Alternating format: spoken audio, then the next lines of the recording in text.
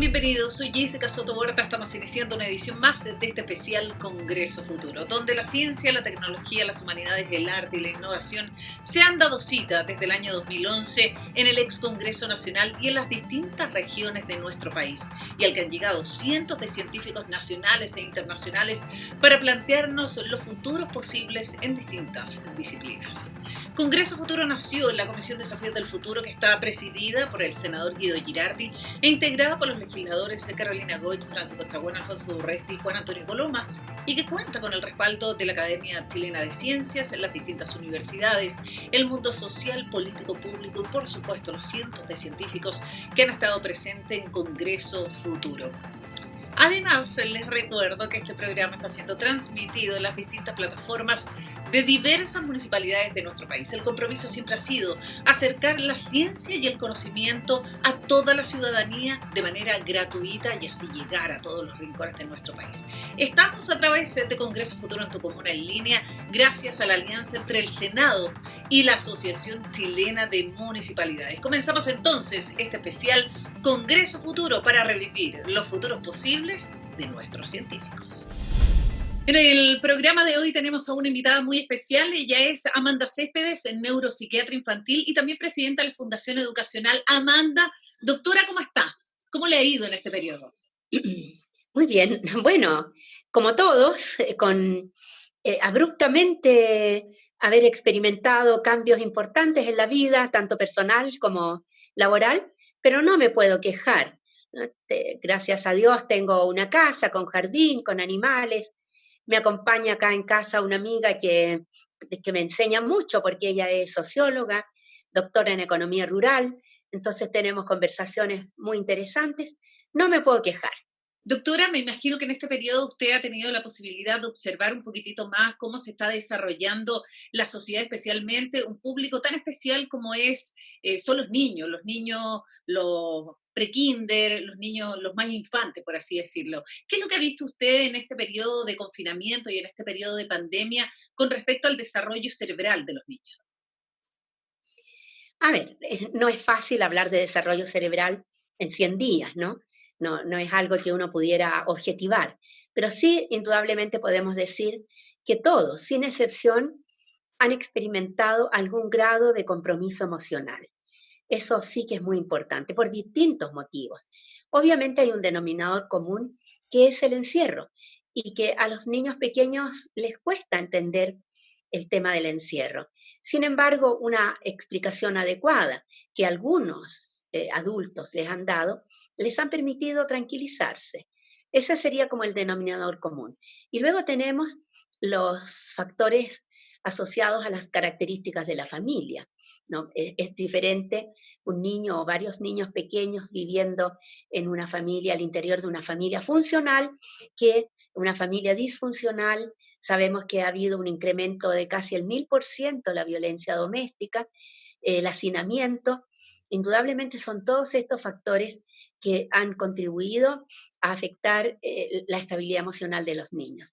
Y a esto tenemos que agregarle el impacto de las exigencias académicas, que han sido, yo diría, muy desordenadas.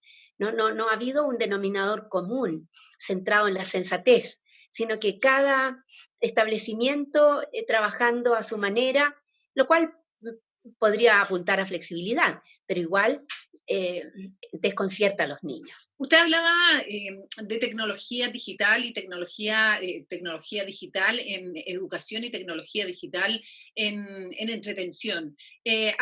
¿Usted siente que ha sido muy abrupto este cambio de tecnología digital en materia educacional con respecto a lo que están haciendo los niños y también, tal como decía usted, el nivel de exigencia que están aplicando en varios colegios, por así decirlo, y que no han tenido consideraciones en el impacto social, familiar que ha tenido esto en los chicos, más el impacto en materia de educación?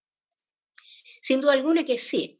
En primer lugar, nadie en Chile estaba preparado para poder enfrentar una actividad pedagógica remota que se pensó como unas clases online, pero que no lo son, ¿no? Ni siquiera había preparación en los profesores y mucho menos, por supuesto, en los chicos.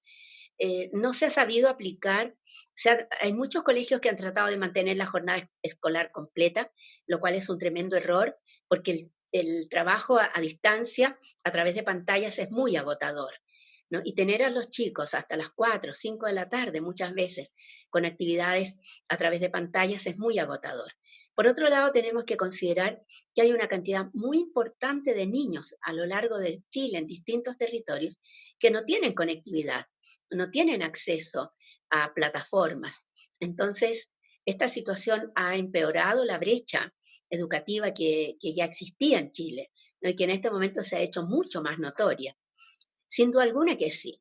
Ahora, ¿qué es lo que yo he visto como más preocupante?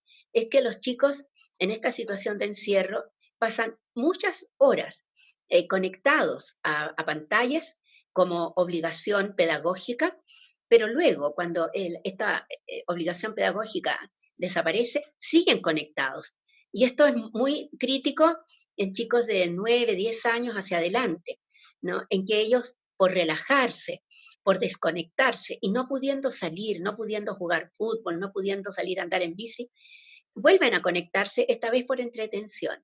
La gente piensa que los niños se desarrollan más o tienen más conocimientos si están conectados a través de las pantallas, es decir, a través de Internet, que pueden investigar.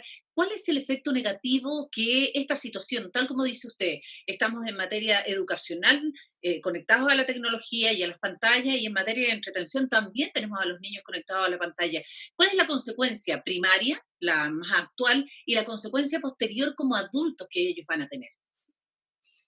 Bueno, depende mucho de la edad, indudablemente, mientras más pequeños son los niños, más negativo es el impacto de la tecnología digital sobre el cerebro de los niños. Y eso es algo que hemos insistido mucho y que esperamos, que sabemos que no ha sido así, pero que esperamos que ojalá hubiese algún grado de sensatez en los padres, el pasarles a los niños menores de 5 años pantallas, ya sea celular o tablet, como un modo de entretención, vale decir, como juguetes, es extraordinariamente peligroso. Y más adelante también tiene efectos de modificación cerebral que son muy negativos. Por ejemplo, algo que hoy día ya se ha podido saber afirmativamente gracias a la situación de pandemia que estamos viviendo en el mundo, es el alto poder adictivo que tienen las pantallas en el cerebro de los niños. Por ejemplo, Sí, este poder adictivo, irse hacia otras áreas, por ejemplo, como las drogas. sin duda alguna. A ver, un alto poder adictivo produce cambios cerebrales a nivel químico y a nivel estructural. Y eso puede significar, por un lado, cambios importantes en el ánimo y en la regulación emocional de los niños. Entonces, puede producirse fenómenos depresivos y también puede producirse dificultad en el control de impulsos. Y más adelante pudiera haber una relación con la búsqueda de otras drogas, digo otras drogas porque la pantalla puede actuar como una droga, ¿no? Sí. De drogas adictivas, porque se ha producido un cambio, y vuelvo a decirlo enfáticamente, estructural y funcional en el cerebro. Y eso es algo que nos está preocupando mucho. Te pongo un ejemplo. Hace poco un chico de enseñanza media me decía que él estaba muy preocupado por el alto nivel de consumo de pornografía en sus compañeros, ¿no? Son chicos de tercero, cuarto medio, que había aumentado enormemente. Me dijo, nosotros todos consumíamos pornografía antes de la pandemia, pero ahora esto ha aumentado enormemente. Y ahí estamos frente a un fenómeno adictivo, porque me decía, me asombra que no lo puedan dejar, están todo el día pensando en pornografía. Eso se llama adicción. Dentro de las cosas que nosotros podríamos destacar, tal como le decía, es que quizás los niños aprenden más a través de las pantallas.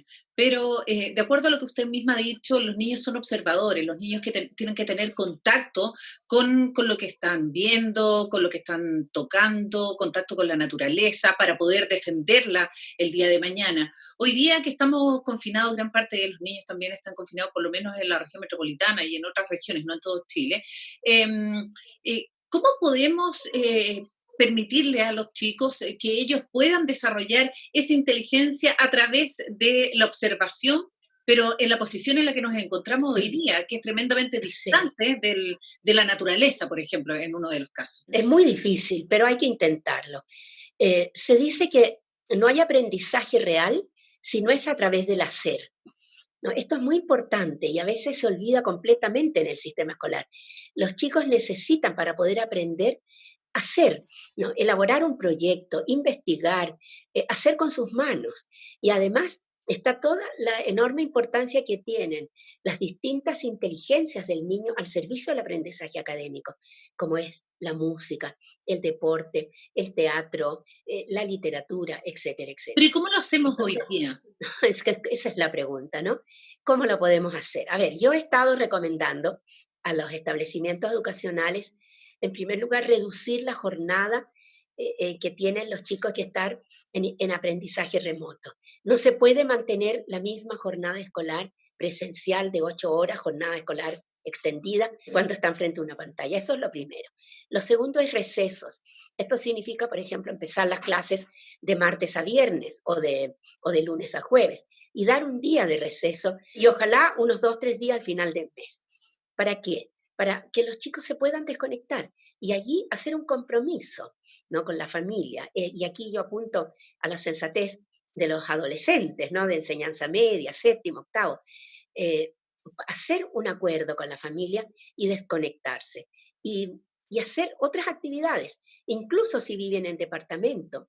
No se pueden hacer actividades entretenidas, actividades lúdicas, actividades creativas, que no signifique estar todo el día frente a una pantalla. Ahora, los chicos que viven en casas con jardín, indudablemente que se pueden hacer tantas actividades en conexión con la Pero naturaleza. también en eso hay responsabilidad de los papás, es decir, hay papás que están trabajando de manera remota, también están con el teletrabajo, entonces con el fin de que los chicos no molesten mucho, quizás los relegamos a un dormitorio, tal como decía usted, con una pantalla, entonces ahí también tiene que existir una colaboración familiar y también unas normas al interior de la familia, ¿o no?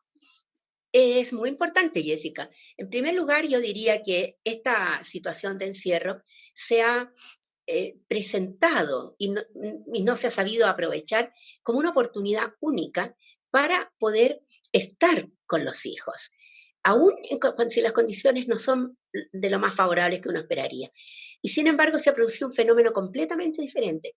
Se ha producido un absentismo. ¿Qué significa eso? Que se está sin estar.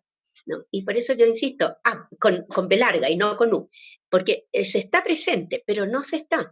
Y los padres entonces están obligados a estar en teletrabajo largas horas, ausentes, aunque estén en la casa, y los chicos a su vez ausentes también, metidos en sus pantallas. Y vamos a llegar a que este tiempo de pandemia nos habrá hecho daño cuando era una oportunidad ideal para que las cosas hubiesen sido diferentes. No, Y aquí y además, doctora, tiempo de estar con los hijos y saber qué es lo que los hijos piensan, que los hijos hacen y cómo normarlos también, porque uno cuando está trabajando, quizás es la abuela que los cuida, la abuela norma, como que uno se desliga un poquitito de eso. Entonces, hoy es momento como para rectificar lo que habíamos dejado un poquitito de lado como papá o como mamá. en el último tiempo, digamos de junio, a fines de junio en adelante, yo he estado insistiendo mucho en la necesidad de recuperar el tiempo real con los niños, ¿no? Y eso significa observarlos, ser sensible a sus necesidades, preguntarse qué están sintiendo, por qué están sintiendo esto, cuál es mi responsabilidad en lo que mis hijos están experimentando en este momento. Pero esto es muy exigente, exige mucho y la mayor parte de los adultos no está dispuesto y por lo tanto prefiere recurrir al absentismo. Ándate a tu pieza, conéctate un rato al computador, yo voy a revisar mis mensajes y nos desconectamos nuevamente. Y los papás, hay Es un mucho papá tiempo ansioso no hoy día. aprovechable. Hay mucho papá ansioso y papá ansioso, hijo ansioso también. Bueno, sin duda alguna, el compromiso emocional es sistémico, ¿no? Acá no podemos hablar del compromiso emocional de un miembro de la familia. Esto es sistémico, esto está ocurriendo en todos. Ahora, hay algunos que son más vulnerables al compromiso emocional, por ejemplo, los niños con trastorno ansioso, que están pasándolo muy mal en este momento, con cuadros obsesivos, por ejemplo, muy preocupantes. Y están los que son más resilientes, que son chicos muy gozadores de la vida, muy optimistas. Yo he conversado con varios que me dicen, oh, este tiempo ha sido estupendo para mí. Uno me contaba que había tomado la guitarra, que ya la tenía en un rincón durante 2 años. Volví a mi guitarra y ahora estoy entusiasmado. Otra chica me decía, he vuelto a dibujar y estoy con tantas ideas en la cabeza respecto a dibujos. Entonces, eh, no se puede generalizar, ¿no? Pero sí lo importante es la importancia de tener conciencia, de tener una cierta lucidez, como digo yo, para darnos cuenta que este es un tiempo aprovechable. No es un tiempo que digamos que lata todo lo que nos ocurrió, que ojalá pase luego. Aprovechémoslo, ¿no? como una oportunidad. Como una oportunidad, Doctora, entendiendo que hay hogares en que decir esto es casi crueldad. doctora, estábamos hablando acerca de las clases online, hablábamos de los niños, de los estudiantes, pero también hay un tema vinculado a los profesores. ¿Qué es lo que pasa con los profesores y cómo nosotros como sociedad o cómo el sistema educacional debería considerar también el trabajo que están haciendo los profesores, teniendo en cuenta que ellos tampoco estaban preparados para este sistema? Los profesores en Chile han sido siempre héroes y heroínas, anónimos, pero nunca, como en estos 100 días, habían trabajado tanto, tan duro, con tanto esfuerzo y recibiendo tanto en contra, ¿no? Se les ha enjuiciado. Los docentes de colegios privados se ha dicho que son unos flojos, que están recibiendo el sueldo y que están en sus casas. Muchas veces ha ocurrido que los directivos se han visto obligados a exigirles el máximo, que trabajen el máximo, 8 horas, 10 horas diarias, para demostrarles a los apoderados que sí están trabajando. Entonces, todo esto es una utilización muy vergonzosa, diría yo, de la calidad del profesor y al mismo tiempo sin ninguna misericordia hacia el agobio que están experimentando. Hoy día los docentes en Chile están muy agobiados. Se les ha pedido improvisar. Ellos han perdido la seguridad en lo que hacen. Se han preguntado, ¿estarán aprendiendo mis alumnos? Y todo esto lo hacen con un costo emocional enorme. ¿Cuál es la sugerencia que usted hace como neuropsiquiatra? Bueno, es una sugerencia que probablemente no van a escuchar, pero yo la hago igual. Yo siento que lo que nos queda de actividad pedagógica remota, como le llamo yo, porque no son clases online, es una actividad pedagógica remota, que en algunos casos es a través de plataformas y en otros casos son profesores rurales caminando kilómetros para llevarles el material didáctico a los chicos a sus casas, ¿verdad? Entonces es un panorama muy variado. Dentro de esto, yo insisto, tenemos que considerar una reducción significativa de las exigencias curriculares. Eso es clave. Hay que priorizar, hay que volver a enseñar lo menos posible, como se hizo hace 100 años en Chile, cuando existía la educación normalista y se enseñaba muy poco, pero se enseñaba muy bien. ¿No? Hemos dado vuelta la situación y ahora estamos en una situación en que se quiere enseñar mucho en corto tiempo.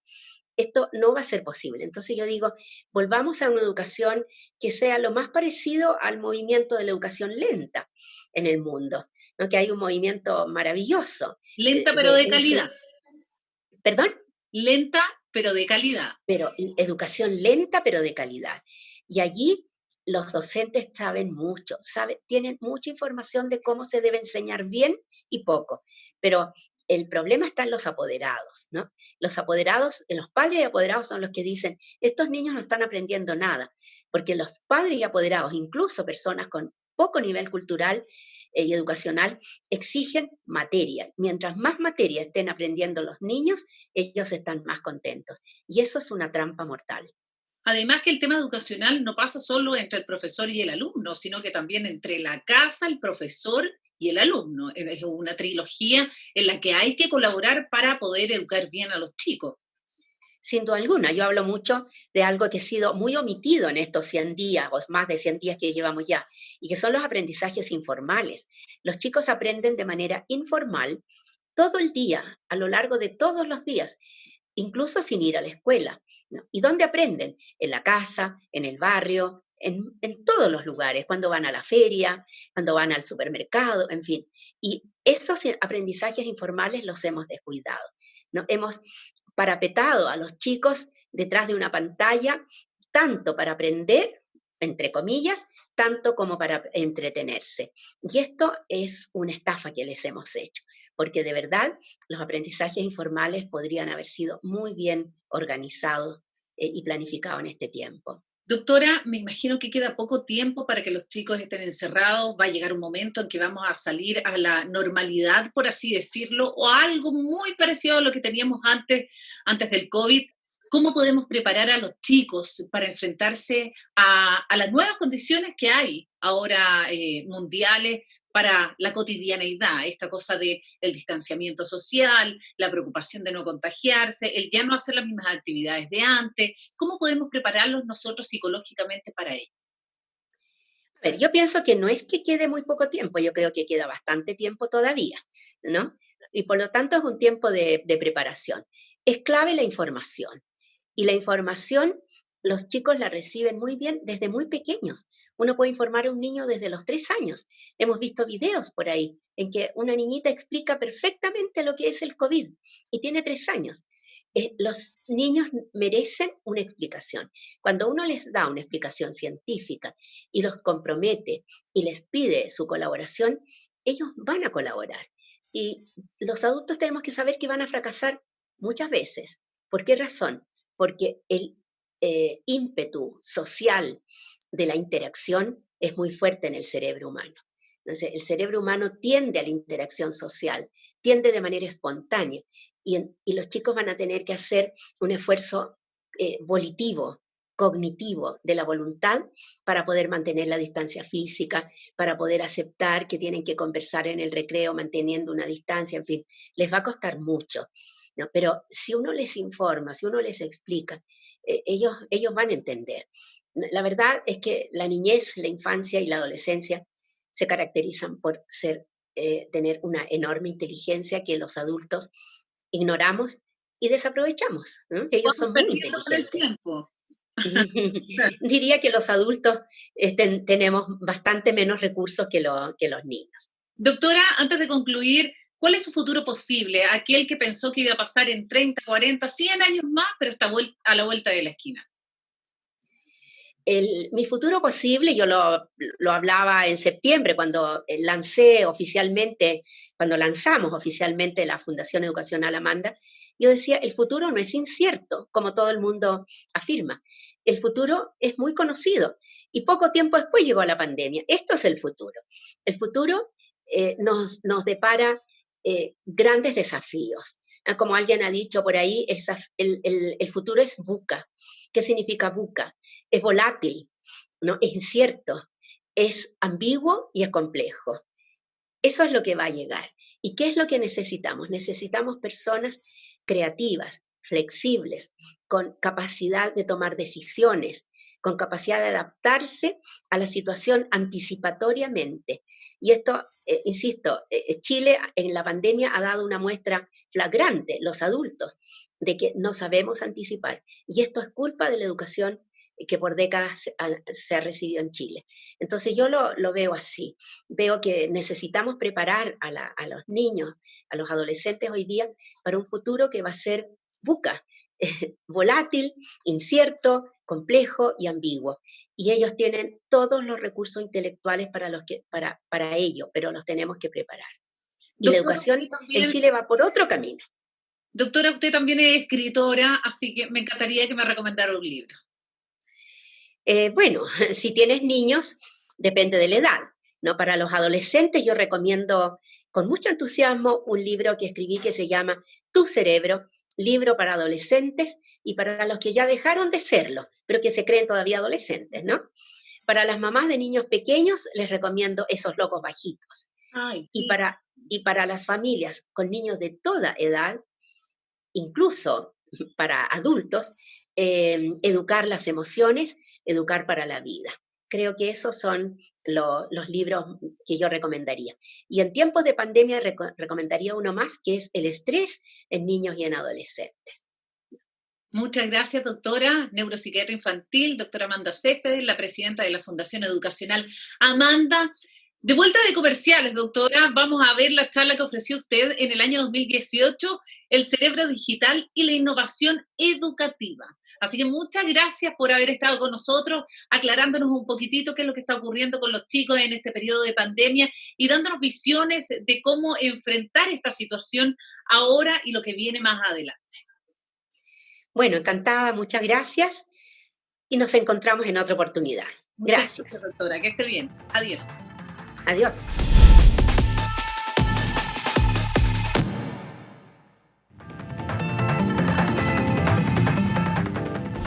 Estamos de regreso en este especial Congreso Futuro, donde revisamos parte de lo que han sido las ideas, las investigaciones, preguntas y respuestas que nos han planteado cientos de científicos asistentes a Congreso Futuro. Científicos nacionales, internacionales, premios Nobel, investigadores, innovadores y mucho más, que han sido parte de este evento desde el año 2011 hasta la fecha. Recordamos que el próximo año cumplimos 10 años democratizando la ciencia y el conocimiento.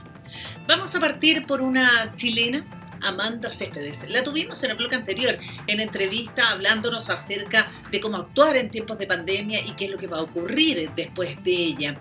Todo esto en relación a los niños. Pero ella en el año 2018, esta neuropsiquiatra infanto-juvenil, participó en Congreso Futuro con su charla El cerebro digital y la innovación educativa. En la oportunidad nos dijo no a la escolarización prematura y nos destacó que los niños aprenden haciendo. Nos quedamos con esta mujer que en el año 2015 fue nominada al Premio Nacional de Educación. Amanda Céspedes en Congreso Futuro 2018 con la charla El cerebro digital y la innovación educativa. Aquí está.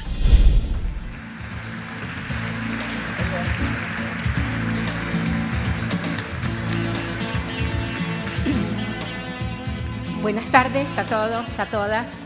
En primer lugar, un agradecimiento a los organizadores de este congreso que me han brindado la oportunidad de participar con un granito de arena en esta revolución por el cambio, ¿no? Y sobre todo en el área tan importante que es el área del educar.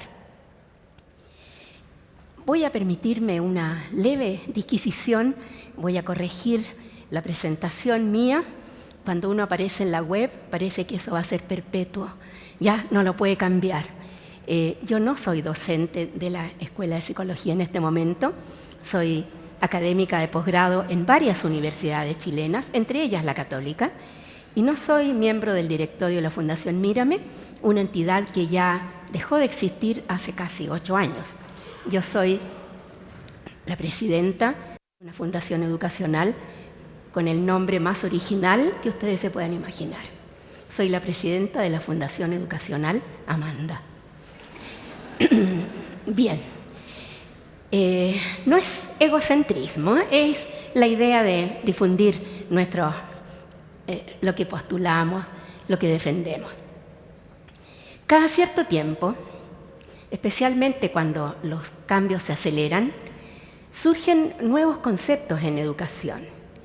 Y suele ocurrir que nos fascinamos con esos conceptos, comenzamos a difundirlos, como pudiéramos decir hoy día en un lenguaje bien moderno, los viralizamos, pero rara vez los sometemos a juicio.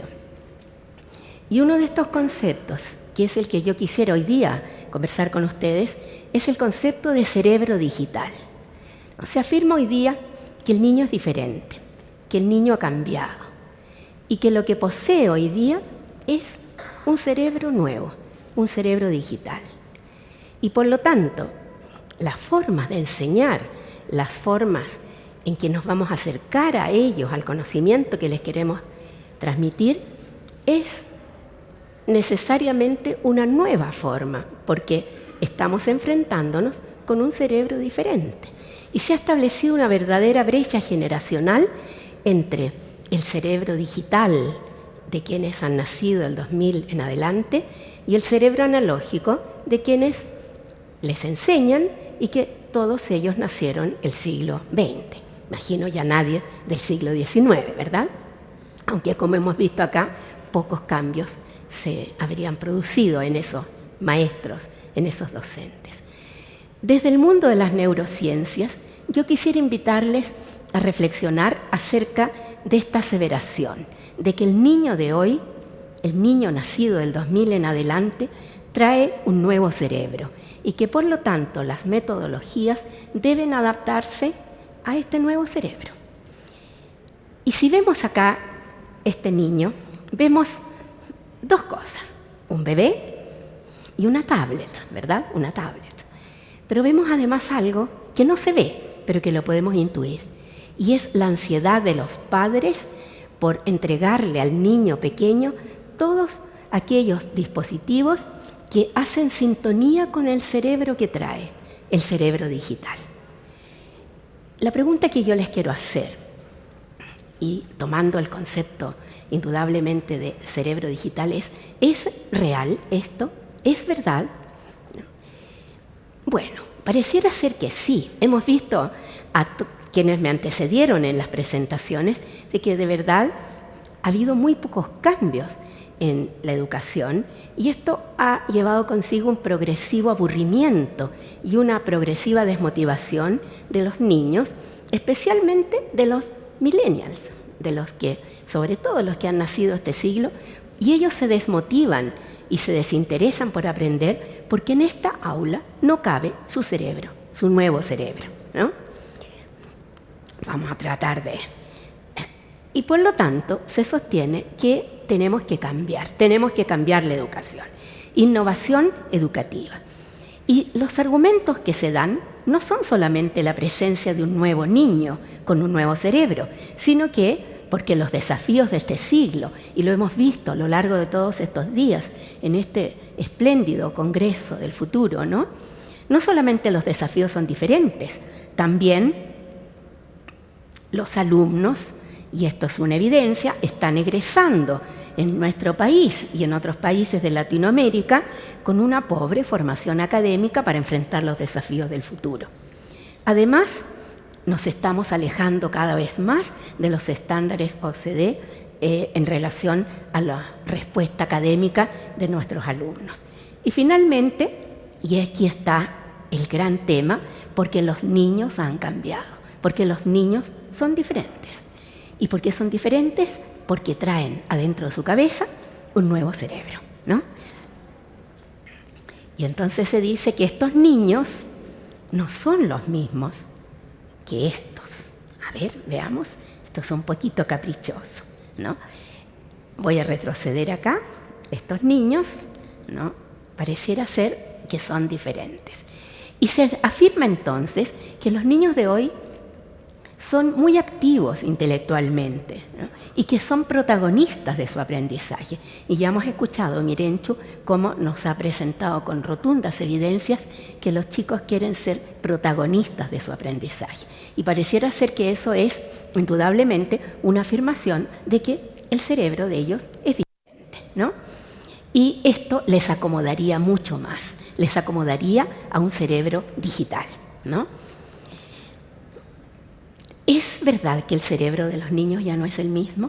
Esa es la pregunta que yo les invito a reflexionar. ¿Es verdad que las tecnologías educativas innovadoras, que son las tecnologías digitales, han tenido que aparecer porque el cerebro del niño ya no es el mismo? No. ¿Y este cerebro pide otras cosas? Preguntémosle al cerebro. No. ¿Es cierto que este niño con este iPad o esta tablet no es un niño que trae un cerebro digital? ¿Es así? ¿Es un cerebro digital? Bueno, preguntémosle al cerebro, ¿no? Y eso es lo que yo quisiera invitarles a reflexionar. Aquí lo tenemos. Es una imagen, no, digamos una adaptación, pero es de una complejidad extraordinaria, enorme. Y yo quisiera invitarles simplemente a que legos en la materia, legos en conocer el cerebro, ¿verdad? Lo veamos en su organización fundamental. Lo que vemos arriba, ¿no?, es la gran corteza cerebral, constituida por billones y billones de neuronas que hacen conexión y que forman la unidad del aprendizaje y que son las redes neuronales. Luego tenemos la subcorteza, acá, Y luego tenemos una estructura maravillosa a la cual se le dio muy poca importancia durante mucho tiempo y que este siglo hemos aprendido a reconocer su tremendo, tremendo valor en el aprendizaje, que es el cerebelo, ¿ya? Entonces, volvemos a nuestra imagen y nos preguntamos, ¿este cerebro es diferente y este niño, por lo tanto, es diferente porque es un activo protagonista del aprendizaje y, por lo tanto, debemos darle otro aprendizaje? Y aquí las tecnologías digitales indudablemente entran muy bien a hacer armonía con este nuevo cerebro. Eso es lo que nos vamos a preguntar. ¿Es un niño nuevo, de verdad? Sí, parece que sí. Veamos. Dicen que hoy día el niño es muy curioso. Siempre lo ha sido, ¿no? Siempre lo ha sido. Se dice que es tan curioso que necesita observar. Y necesita observar. ¿Hacia dónde apunto? Allá, ya. Es un niño que indaga y se pregunta. Es un niño que explora nuevos formatos de experiencia con su cerebro digital. Ahí lo tenemos, ahí lo tenemos. Es un niño que necesita el color y el movimiento, idealmente representados en una pantalla y en un software, ¿verdad? Exactamente, busca el color y el movimiento. Es un niño que investiga, lo hemos escuchado ya, que no depende del adulto. Efectivamente, no depende del adulto, ¿no? Ahí está investigando.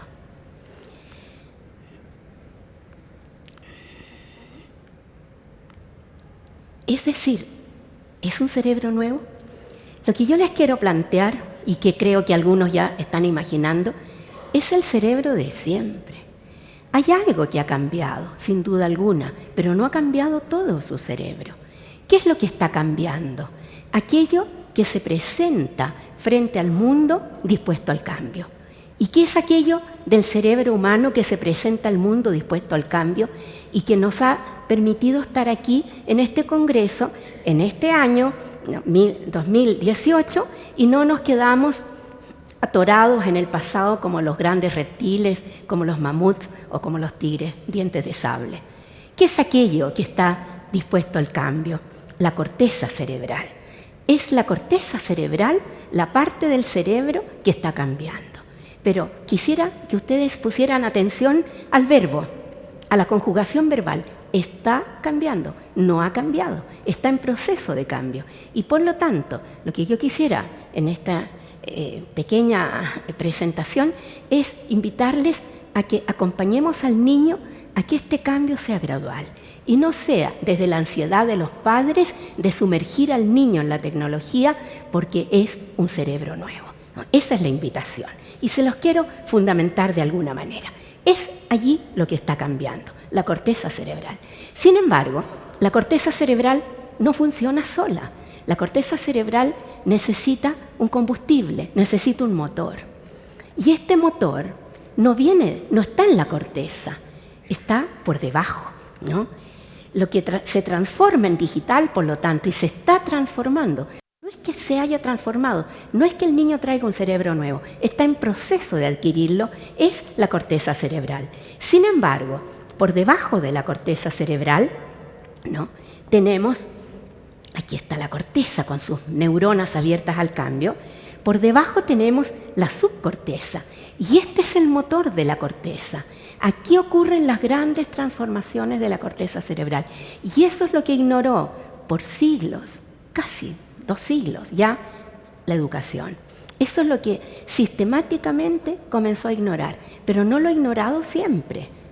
Y yo diría, en Chile, para quienes son chilenos en este auditorio, el cambio comienza a producirse hace 50 años atrás, alrededor de 1970. Allí se produce el cambio, pero antes de 1970, sin tecnología digital, los grandes maestros de la primera mitad del siglo, llámense los profesores normalistas, cambiaban el cerebro constantemente, hacían cambios maravillosos.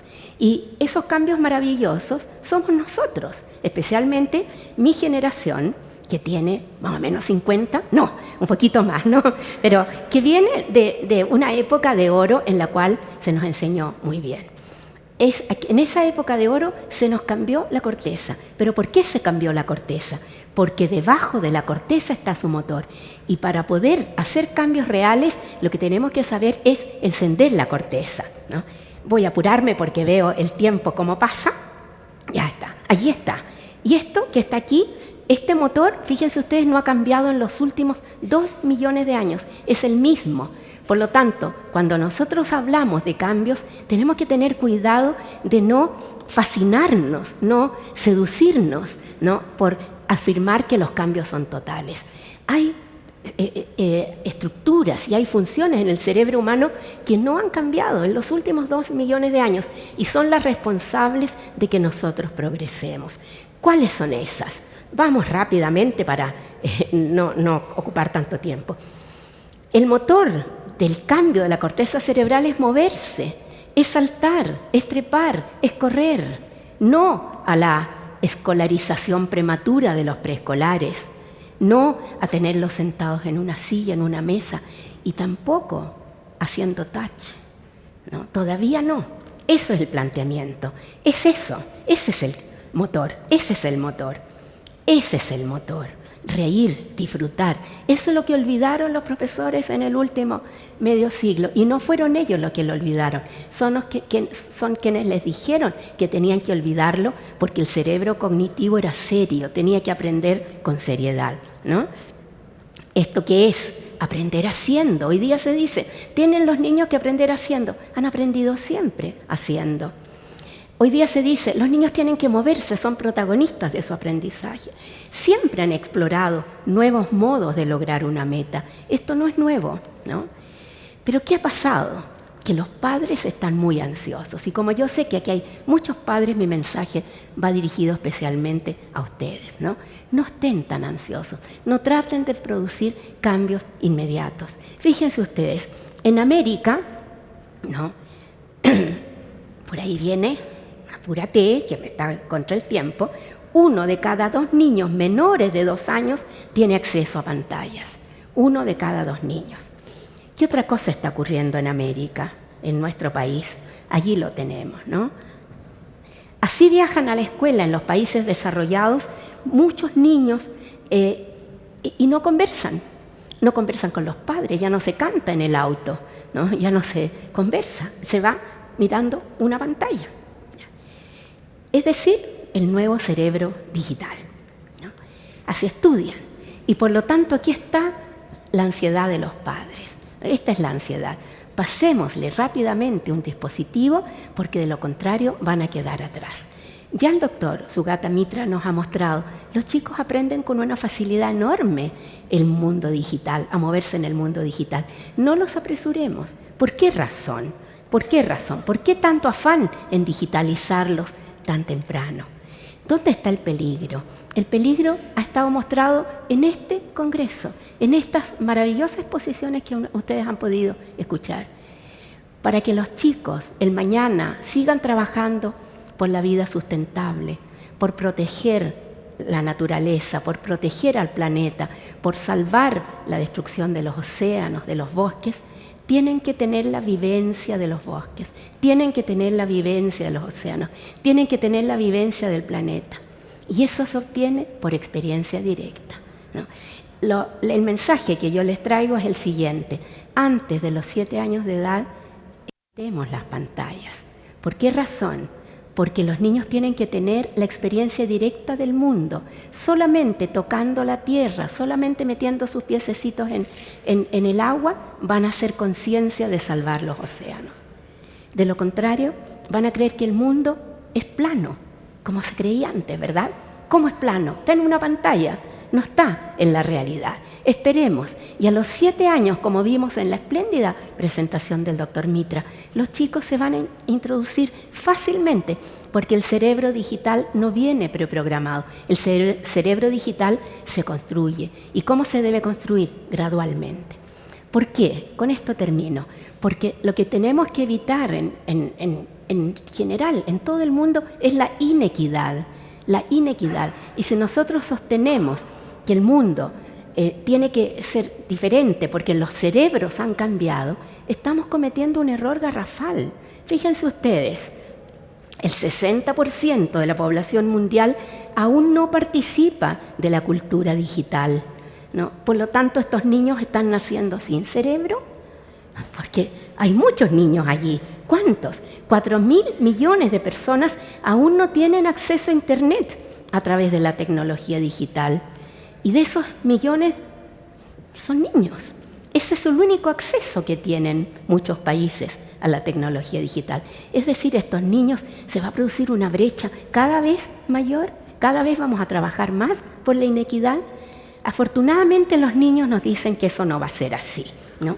Y nos dicen, no se preocupen, porque nosotros seguimos cambiando nuestra corteza cerebral todos los días. ¿Desde dónde? Desde la subcorteza, desde ese motor maravilloso que es el juego, que es la risa, que es el movimiento, especialmente con pocos recursos. Mientras menos recursos, y aquí le damos la razón a nuestro predecesor, ¿verdad?, que hablaba de la prosperidad con pocos recursos. ¿Qué están haciendo esos niños? Están jugando a la pelota. ¿Qué otra cosa están haciendo? Están jugando con agua, están construyendo carritos, ¿no? Esto es muy sensible, ¿no? Están construyendo juguetes, no son juguetes tecnológicos, son juguetes construidos por ellos. Miren, qué bien lo están pasando. Y eso es el desarrollo de la corteza cerebral. Estos niños les van a poner elementos de tecnología digital en sus manos en algún momento y estos niños van a florecer. ¿Pero por qué van a florecer? Porque ya traen una experiencia directa previa. Esto es experiencia directa, esto es experiencia directa, esto es experiencia directa, esto es experiencia directa. Y esto es el mundo por descubrir. El mundo por descubrir no está en una pantalla para los niños pequeños y por eso yo les pongo esta imagen. Antes de los 7 años, el mundo es real. Y los niños tienen que descubrir el mundo real. ¿Cuál es la consigna? Naturalicemos la vida, no digitalicemos la vida para ellos, ¿no? Esperemos, la tecnología está allí, va progresando, es maravillosa. Estamos aquí rodeados de tecnología, pero no coloquemos a los niños pequeños precozmente en la tecnología. Y esta imagen de estos niños que están jugando con una tablet, con un iPad, tampoco, ¿no? Están jugando con la naturaleza, nos dicen entonces que el cambio tiene que ser consciente. El cambio debe ser gradual, el cambio debe ser con conciencia. ¿Y qué es conciencia? Que es el término, el concepto que más ha estado presente en este congreso. Conciencia es lucidez, ¿no? ¿Y quiénes nos piden más lucidez? Los niños, porque desde la lucidez viene la responsabilidad y desde la responsabilidad el compromiso. Muchas gracias.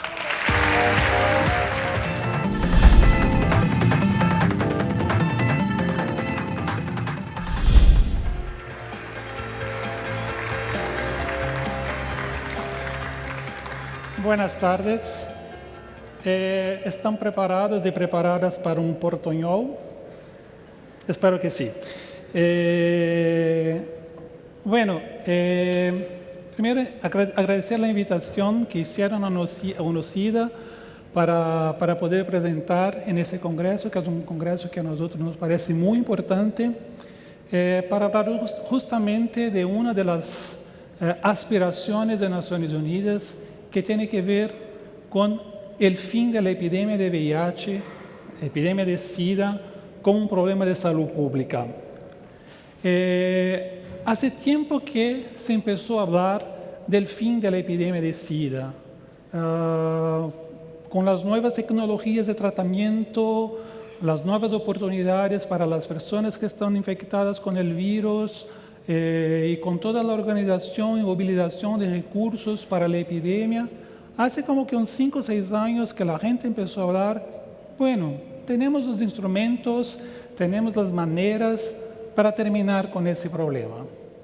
Y en ese sentido, cuando los países se encontraron en 2015 para discutir los objetivos de desarrollo sostenible, se colocaron algunas metas para los países en el sentido de terminar el SIDA, la epidemia de SIDA, como un problema de salud pública hacia 2030.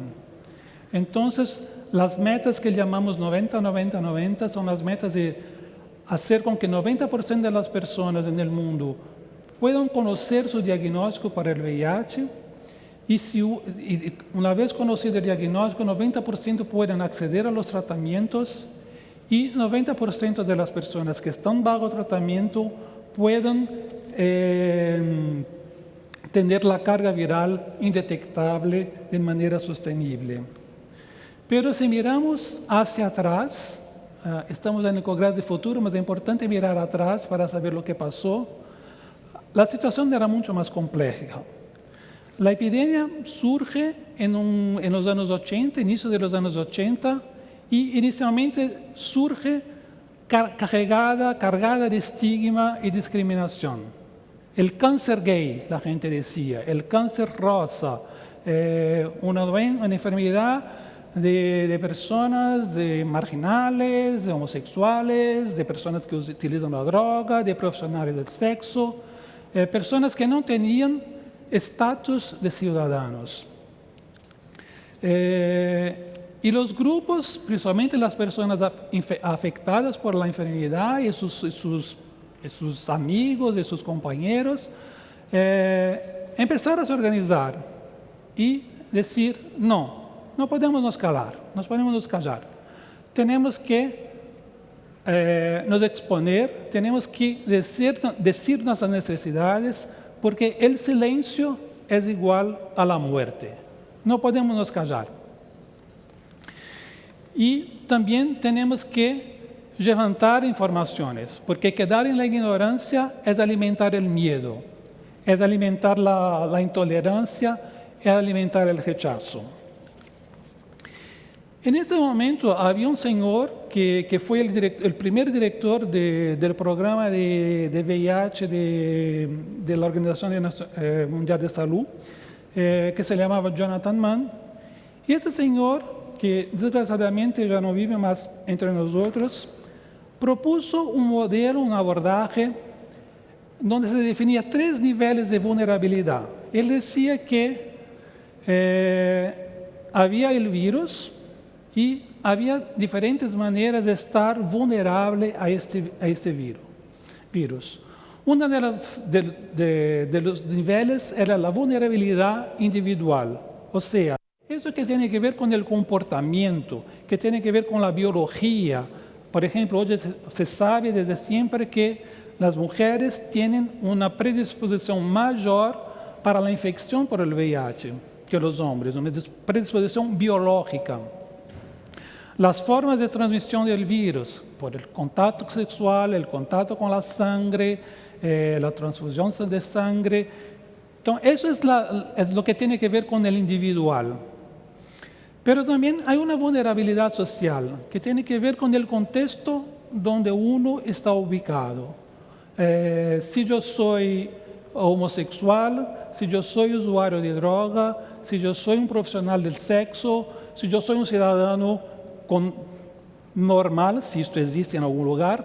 Entonces, esta manera de ser, esta manera de estar dentro de la sociedad va a generar mayor o menor vulnerabilidad frente al virus.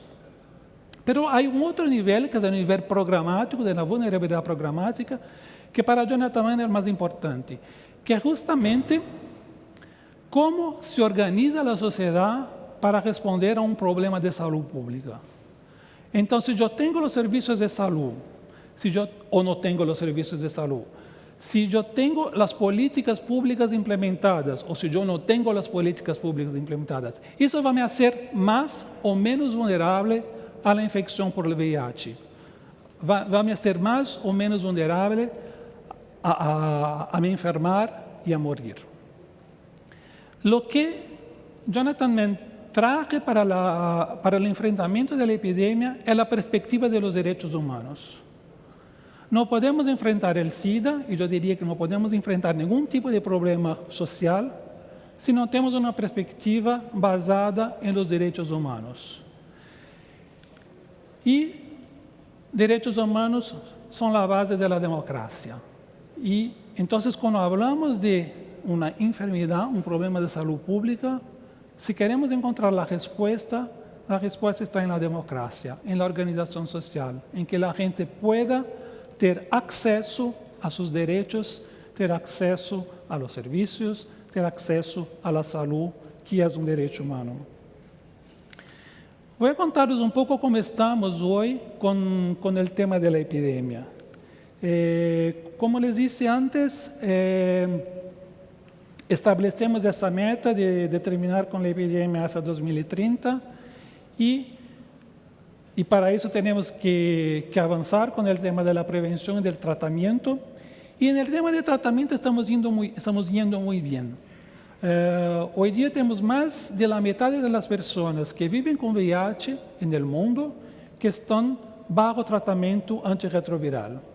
Si pensamos que en los años 2000, en el inicio de este siglo, teníamos que solamente como 100.000 personas que estaban bajo tratamiento, y hoy tenemos como algo que 21, 22 millones de personas en tratamiento, avanzamos muy bien con este tema. Pero esto no es para todos.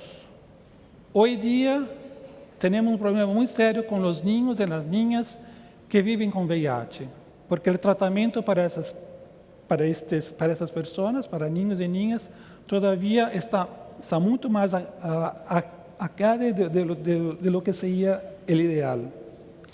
Específicamente en América Latina, podemos decir que en el tema de tratamiento vamos yendo bien. Entonces, tenemos como que unos 81% de las personas que conocen su diagnóstico. De esas personas, 62% están bajo tratamiento y casi 80% están bajo supresión viral de manera sostenible. Pero hay algunas desigualdades. Por ejemplo, en nivel mundial, y esto también en América Latina se pasa igual, mujeres mueren menos de SIDA que los hombres. Y hay muchas razones para eso. Pero la más principal es porque los hombres todavía, debido a la cultura del machismo, debido a la cultura de no haber un cuidado consigo propio, no buscan los servicios de salud. Y también hay otro problema que los hombres que están infectados con el VIH, en general, son hombres que pertenecen a grupos sociales que están marginalizados y que no quieren se exponer. Y por eso que no buscan los tratamientos. Y en América Latina tenemos una desigualdad, que yo diría una desigualdad geográfica, y que tiene que ver con las condiciones socioeconómicas de los países. Mientras que Brasil, Chile, Argentina son países que tienen una alta cultura de tratamiento con antirretroviral, países como Guatemala o Paraguay tienen una cobertura más baja. Entonces no hay una igualdad en términos de acceso al tratamiento, en términos del suceso del tratamiento en la región. Y un tema que todavía sigue muy importante cada vez más, el tema de la prevención. Hay como que una especie de complacencia con relación a la epidemia de VIH. O sea, a la gente no le importa más el tema de VIH. Salió de la agenda. No se habla más, no es un problema. No conozco a nadie que lo tiene. Y de esa manera las personas empiezan nuevamente a se infectar, sobre todo las personas más jóvenes. Y esto es una realidad acá en Chile, es una realidad en Argentina, en Brasil, en Europa, en los Estados Unidos. Los hombres que tienen sexo con hombres jóvenes están nuevamente se infectando con el VIH de una manera muy preocupante. Y esto tiene que ver con el tema de las poblaciones claves. Y a mí me gusta mucho ese término porque antes había un discurso de victimización con relación a las personas que vivían con VIH. Son las víctimas. Y las personas dijeron, no somos las víctimas. Nosotros tenemos VIH, pero nosotros somos la llave para el problema. Tenemos la llave para el problema, para abrir las puertas para las soluciones. Y los grupos más afectados, la epidemia no atinge a la población de manera igual.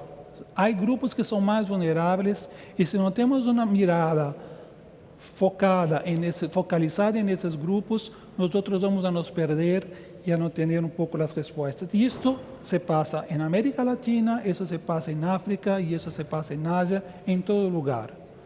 Las personas, y es lo que decía en el principio, tienen niveles de vulnerabilidad diferentes, entonces hay que crear políticas diferentes para cada grupo específico si queremos lograr el fin de la epidemia. Y un otro punto importante que tiene que ver con nuestra realidad es que la respuesta al VIH es una respuesta que es pagada por los países y por los ciudadanos y ciudadanas de los países. O sea, nosotros no tenemos en nuestra región, como tenemos en África u otras regiones, financiamientos externos para las respuestas al VIH. Tenemos que pagar la cuenta con nuestros propios recursos y esto es un tema que vamos a ver que puede ser un problema en el futuro próximo. Entonces, mirando hacia el futuro, podemos decir que, si miramos para atrás, hicimos bastante. Ampliamos la cobertura de la prevención, del tratamiento, de la atención a las personas con VIH. Hubo una reducción muy significativa de las muertes en función del SIDA. Tenemos más de 20 millones que están bajo tratamiento antirretroviral en todo el mundo. Y se mejoró también diría bastante, la atención a la salud de manera general. Con el SIDA consiguió mejorar un poco los otros sectores de la salud. Pero podemos hacerlo mejor, podemos hacerlo más. Todavía tenemos una manera de trabajar con el SIDA que que da mucho más importancia a la medicina, al medicamento, al condón. No estoy diciendo que no son importantes, pero tenemos que tener deberíamos tener un abordaje un poco más sistémica. Los recursos también no empleamos muy bien. A veces creamos folletos y materiales informativos para grupos que les da igual. Entonces sería mucho más importante crear mensajes voltadas para las personas que realmente están expuestas al virus. Hay una fragmentación de respuesta. Y en este sentido, una fragmentación de recursos. Y como yo decía, que los recursos que están invertidos en SIDA aquí en la región son recursos nacionales, hay una competencia muy grande y una pelea muy grande por esos recursos. Y de una cierta manera nosotros no estamos mirando a lo que está haciendo las personas vulnerables, que es la cuestión de la inequidad. Si seguimos viviendo en una sociedad caracterizada por la inequidad, no avanzamos mucho. Entonces, hay que rediscutir la prevención. Y hoy día estamos hablando de prevención combinada. Hay que incentivar a las personas a buscar el diagnóstico, hay que incentivar a las personas a continuar utilizando los condones, los preservativos. Hay que tener una mirada a los grupos específicos, y estoy hablando principalmente de transgéneros y hombres que tienen sexo con hombres. Estamos hablando del caso latinoamericano. Hoy día se habla mucho sobre PrEP, que es un medicamento que se oferece a las personas que tienen mayor riesgo, y con ese medicamento se evita la transmisión del virus. Y tenemos que tratar las personas que están enfermas, porque esta es una manera de prevenir la transmisión del virus. Hoy día la ciencia nos dice que una persona que está bajo tratamiento no transmite más el virus. Y eso es muy importante, porque tratar a la gente es prevenir que esta infección continúe se propagando. Pero, como decía antes, hay una cuestión de la sostenibilidad financiera de esta respuesta, principalmente en términos de tratamiento. Todavía países como Chile, como Argentina, países de mediano ingreso, están pagando muy caro por sus tratamientos. Porque existe una política, una directriz, digamos así, internacional, de tratados internacionales, que privilegia los sectores productivos y no privilegia la salud pública. La salud no es un comercio y no podemos más seguir tratando la salud como si fuera una mercancía. Hay que flexibilizar los modelos de investigación y desarrollo para que podamos ter productos más eficaces, productos nuevos y que sean accesibles. Si miramos, por ejemplo, lo que pasa recientemente con el tema de hepatitis C, que una compañía norteamericana inventó un medicamento que cura la hepatitis C, ese medicamento, el tratamiento cuesta $80,000 por tratamiento, por 3 meses, o sea, $1,000 por día. ¿Quién puede pagar eso? Nadie puede pagar eso. Entonces, hay que crear mecanismos, hay que flexibilizar las reglas de propiedad intelectual, las reglas de patentes, para hacer con que la gente pueda tener acceso a las tecnologías nuevas que pueden detener el virus. Y eso se ocurre porque si hay movilización, la gente tiene que estar movilizada, las personas tienen que estar trabajando juntas, y esto es lo que aprendemos con la historia de la respuesta al VIH a nivel mundial. Hubo organización. Las personas no quedaron sentadas en sus casas lamentando la vida y diciendo, no tengo más perspectivas. No, las personas decidieron enfrentar el capital, enfrentar las industrias farmacéuticas y decir, nosotros queremos vivir, nosotros tenemos el derecho de vivir. Y junto con el tema de derecho, tiene el tema de la no discriminación y de la disminución del estigma que está asociado con las formas de transmisión del virus. Hay que garantizar para la gente, para los grupos que son más vulnerables, sus espacios en la sociedad. Y hay que tener una política de mayor tolerancia con relación a las personas diferentes, las personas que escaparon de la norma, mismo porque la norma es muy relativa. Muchas gracias por su atención. Ahí estaba Carlos Passarelli con esta charla ofrecida en 2018, el fin de la epidemia del SIDA como problema de salud pública. Este máster en psicología social, doctor en psicología clínica, que se unió a ONU-SIDA en el año 2012 como experto en tratamientos de VIH y políticas de acceso a medicamentos. En la oportunidad nos dijo que hay que incentivar que las personas busquen diagnóstico, que usen protección y prestar atención a grupos específicos para prevenir la transmisión del virus. Junto a él despedimos este especial Congreso Futuro, en el que hemos conocido parte de los futuros posibles que nos han planteado cientos de científicos que desde el año 2011 han llegado hasta nuestro país para hablarnos de inteligencia artificial, astronomía, cambio climático y mucho más. Les recuerdo que este programa está siendo transmitido en las plataformas de las distintas municipalidades a través de Congreso Futuro en tu comuna en línea. Todo esto gracias a la alianza entre el Senado y la Asociación Chilena de Municipalidades en el compromiso férreo de acercar la ciencia y el conocimiento a la ciudadanía y llegar también a todos los rincones de nuestro país. Gracias por habernos acompañado. Soy Jessica Soto Huerta y nos juntamos en una próxima edición de Congreso Futuro para revivir los futuros posibles. Nos vemos.